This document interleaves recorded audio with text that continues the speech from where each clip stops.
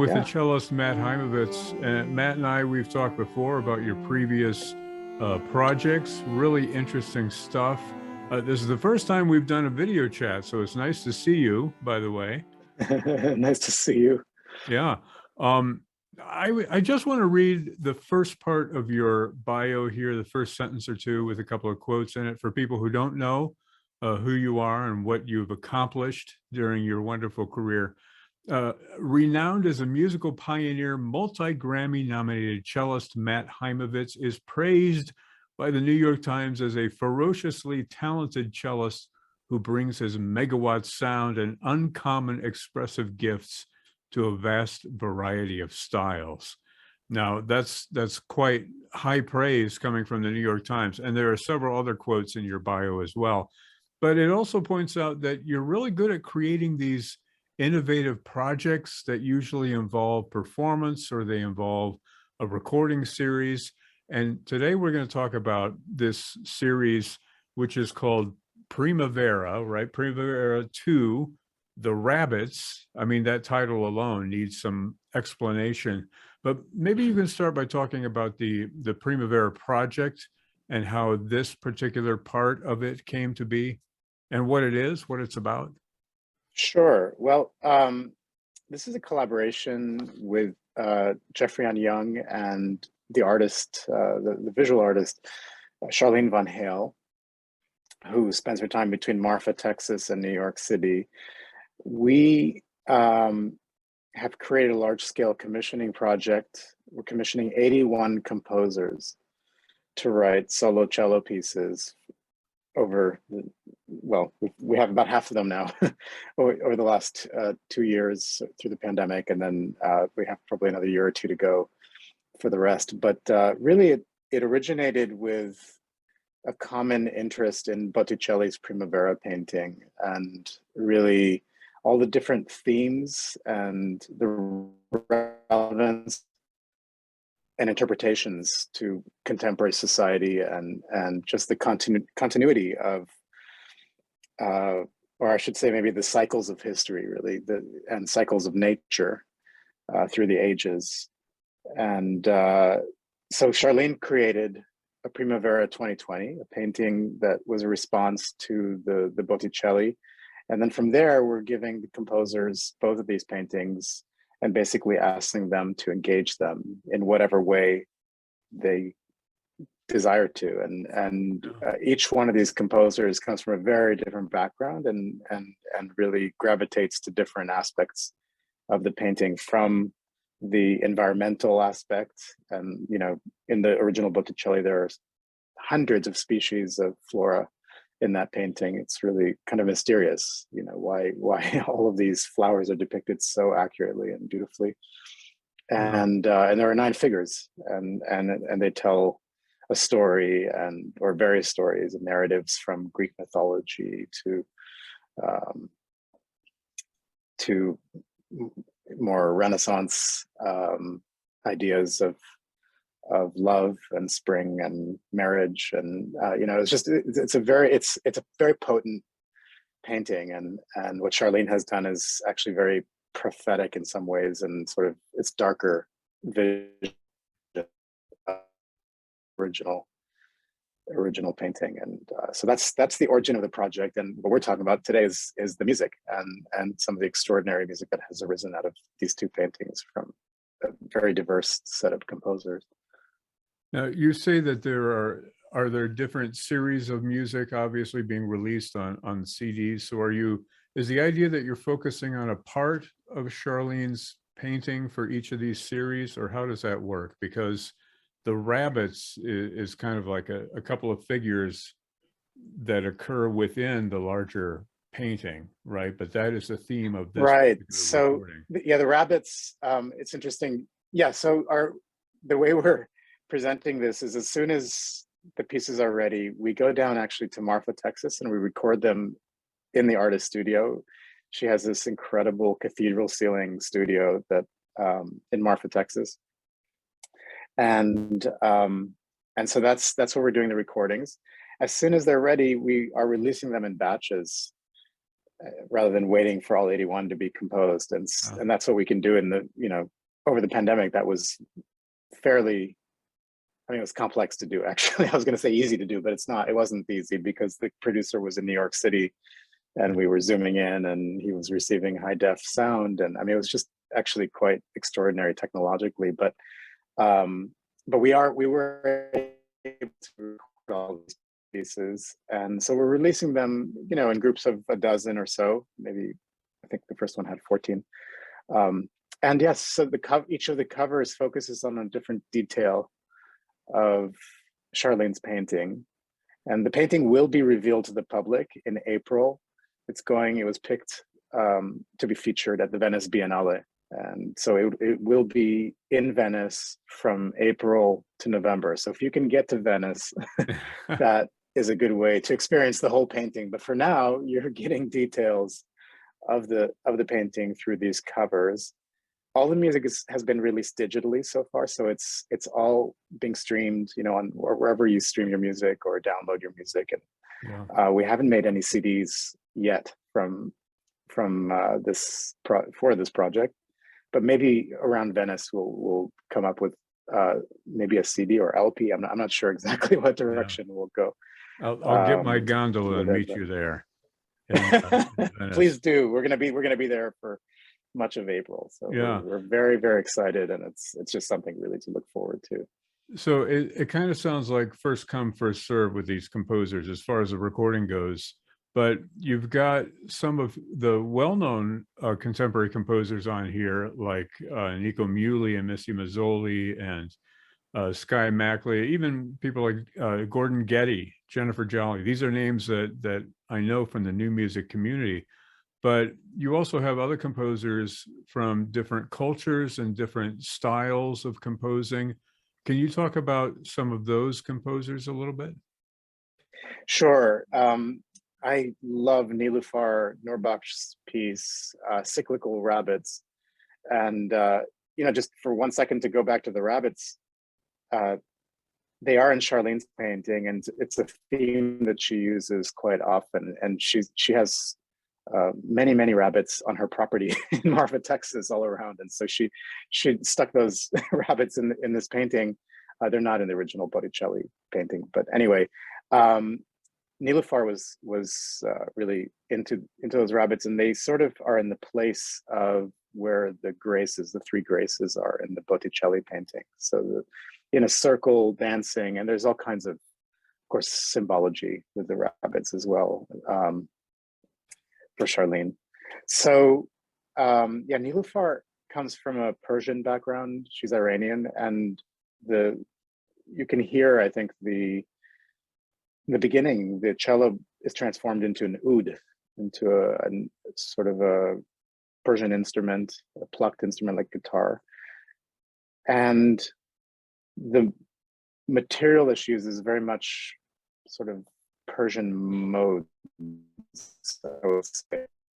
in her writing, and it's just very haunting and beautiful. Her piece, I really it's one of my favorites, actually. I shouldn't pick any favorites, but I do love that. I love that one. And other influences, Tomika Reed. I can't remember the whole idea of this project is that composers who we select then recommend composers for the next generation of composers. So we start off with 9 composers, and then the next 9 are recommended, and so on until we get to 81. That's the basis around the 81 number. And I don't remember who recommended Tomika, but we started listening to her music, and both Jeffrey and I, who are really collectively sort of determining what direction to go with these composers, we were blown away by her. She's a jazz cellist, and we really loved the music. And when we contacted her, it turned out, she was very surprised to hear from me. She said, "Are you the Matt Haimovitz?"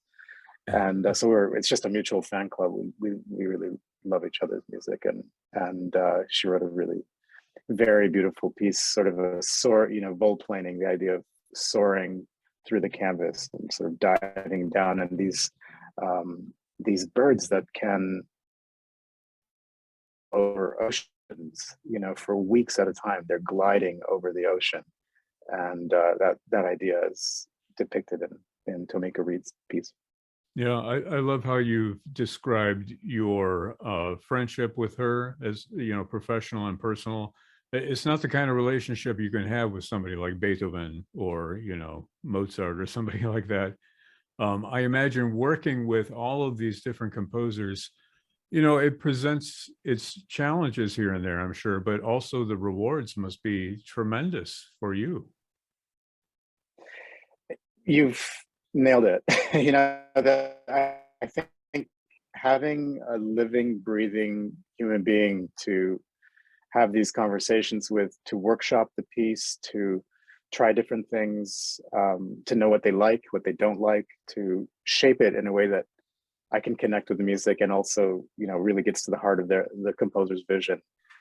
For years and years, the minute I discovered that this was possible with a living composer, I really sought it out. And with this project, it takes me out of my comfort zone. And, I'm no longer working with the same composers that I work with year in, year out. This is taking me to whole different languages and backgrounds, and I'm entering these musical worlds that I've really never entered before. And I've done a lot of new music, but this is, it's sort of learning experience and discovery. It truly is a journey, to have something that's expansive and to have so many different personalities to work with. And you're right. It's really, it makes a big difference to get to know the human being behind the notes. One of the composers that we're going to be releasing soon is actually two pieces of Philip Glass, that one that he wrote specifically for this project, and one that he gave me when we visited him for the first piece. So we got two for one.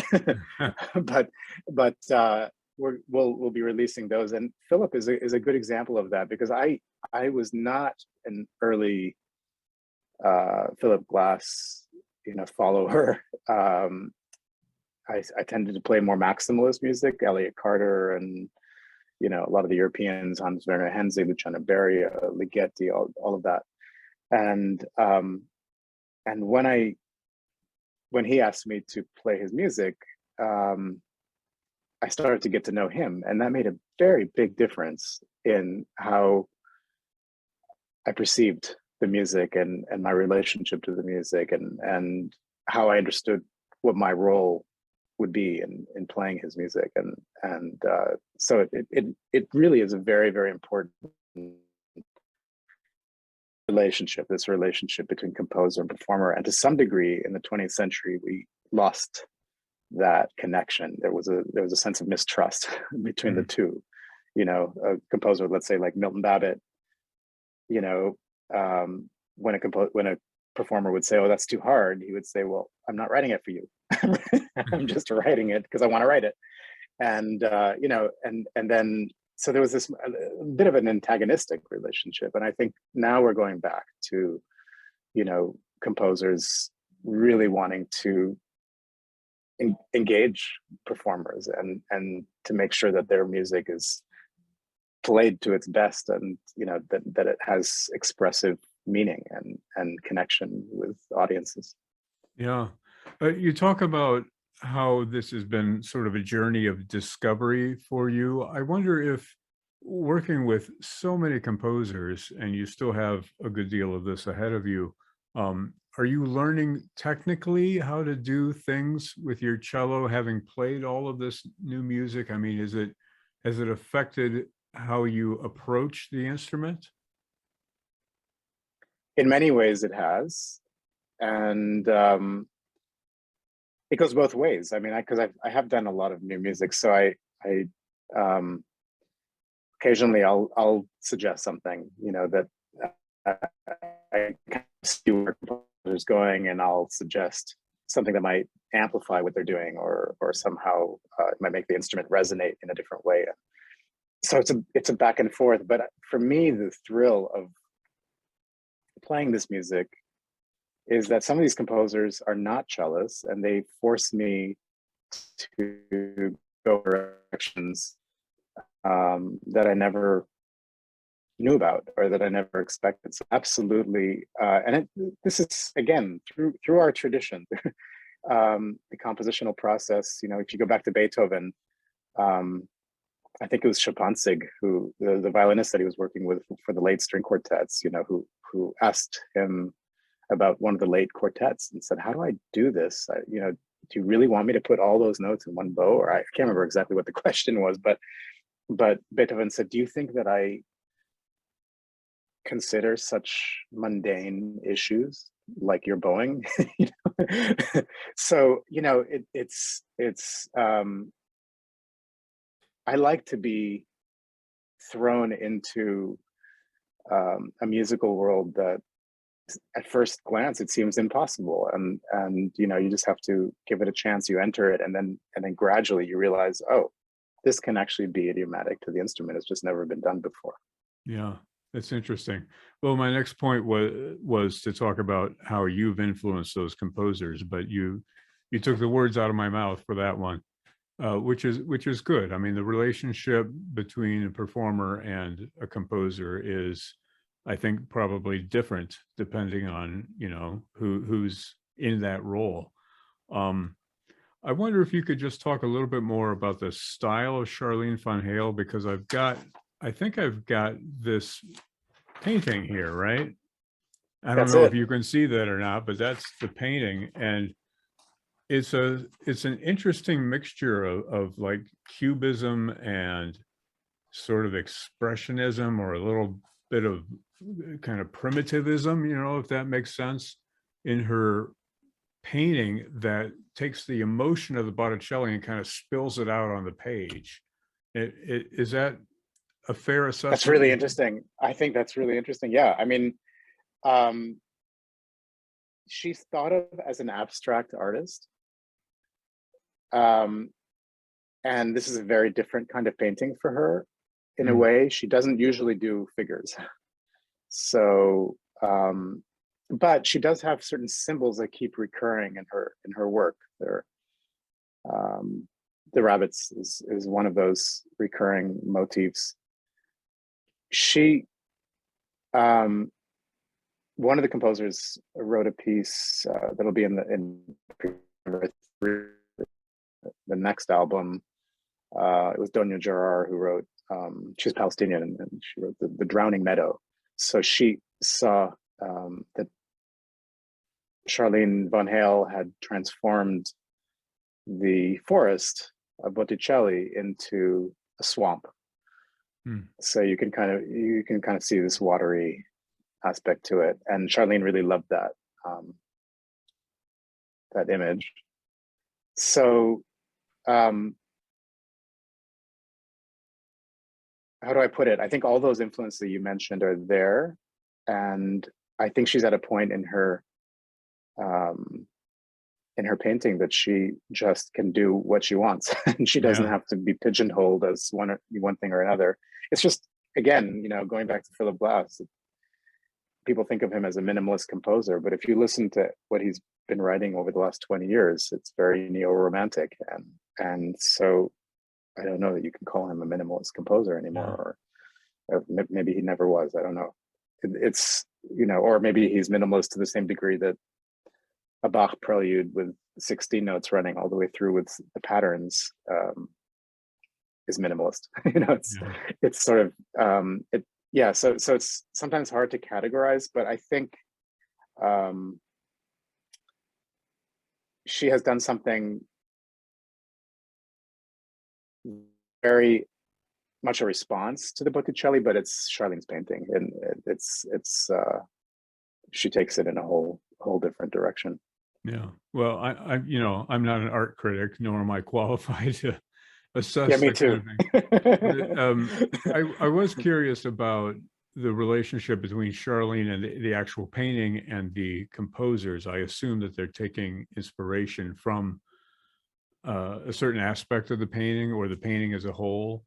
Did she do any talking to or working with any of these composers, aside from you recording in her studio? She has. So when we record them, the composers join us by Zoom. Okay. And every single one of them, maybe one or two couldn't make it, but with each of those Zoom sessions, as we're recording, Charlene has spent a lot of time in the room with us, with Jeffrey and me, as we record these pieces. And frankly, I've never had anybody in the recording space as I'm recording. I find it a very vulnerable moment. You're sort of, you're not sure who you're playing for. You're you know, looking for certain perfection. You're you know, striving for something, and if something's not quite right, you know, it gets frustrating. And so this was the first time that I had an audience, which was really inspiring to me, because this is through the pandemic where so many concerts were canceled. So I didn't have an audience out there for so long. So having Charlene there and Jeffrey on, it made a big difference in terms of the live feeling of the performance. And Charlene Von Hale would speak to all of the composers, and they asked questions, and the painting was behind me. So the composers were seeing the painting as we were recording their piece. And it was more of an inspirational moment. I don't know that those was, you know, or writing and their interpretation. There's no wrong, or, you know, they were on their own for that aspect of it, and also for what engaged them in the painting. Some kind of saw the whole painting and the Botticelli in a kind of a larger, you know, trying to get to the spirit of the whole painting. Others, you know, were into the into Venus figure, or into the rabbits, or the, you know, just various aspects, or of course the story of Zephyrus, and the all the gender issues that brings up. Yeah. It's so interesting to hear you talking about the recording experience, and this experience in particular, because you've done a lot of recordings, and you have your own record label, which is part of Pentatone. How does that relationship work? You have Oxengale Records, and then you're teaming up with Pentatone Records, which you've done before. What is the relationship there? Well, we've been collaborating since 2015 Okay. on all of the albums that have come out, and they also have released some back catalog for us, and they're just wonderful and very much collaborative. This idea is ours. It's the Primavera Project, really, and Oxengale has facilitated the recording and making that possible, and organizing the engineer and the producer and everything that goes around the recording. And then Pentatone, at that point, once we deliver the master, they get involved in, and so the design work with the covers and marketing and distribution, of course, they're doing everything else. So it's really, we're very fortunate to have kind of gone through a very tumultuous time, to some degree, in the music industry, in terms of, you know, format, how people experience their music, going from CD to streaming to download. You know, it's just the navigating all of that. We've been with Pentatone through all of it, and it's really, we feel very fortunate to be collaborating with them, especially through this period, and being able to do what we dream up and get it realized and get it out to people. That's great. I also just want to say, before I let you go, that I love the arrangement of all the pieces on here, because each one sounds so fresh and different from what came before it. It's really a serendipitous collection of composers you have here. So thank you for that. Thank you for the performances. We do want to mention now, this is a digital release, so folks can find it at all the usual suspects, right, for digital download. And there is a website for the Primavera Project, which is just Yes, primaveraproject.com, right?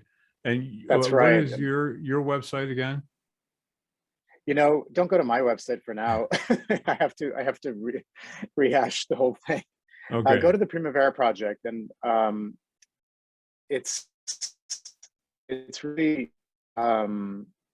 this. What's wonderful there is that you can also read about each of the pieces that in the composer's own words. Oh, So okay. if you click on the composer, you will discover more about each piece. And there's some beautiful liner notes actually. And I mean, I don't know. For example, David T. Little's piece from the first album is a really beautiful program note actually for his first piece, and his piece is very beautiful too. And yeah, so I encourage people to go there. There's videos there. There are already 6 videos that we made in far west Texas. In the middle of the pandemic, we were outdoors and just it's magical, it's surreal landscape, and just taking the cello into unusual places outdoors. And we just created more videos in New York because the painting went from Marfa to New York City to Charlene Van Hale's gallery, the Petzel Gallery. And so while it was there, we decided to take advantage of that and make a few videos of some Missy Mazzoli and Tomiko Reed piece and Philip Glass. And that'll come out soon on the website. And then we'll add more content. So I encourage people to just follow us at the primaveraproject.com, and that's a great way to learn more about them. Great. Well, Matt Haimovitz, wonderful cellist, always inventive, always have got something that catches, the ear as well as the mind. It's a wonderful collection of new music here. Primavera 2, The Rabbits, the name of it, digitally released. And we'll link to the primaveraproject.com on the video as well. Matt, thank you so much for telling us about this project and this recording here at FM 91. Oh, it's a pleasure to be with you. Thank you so much.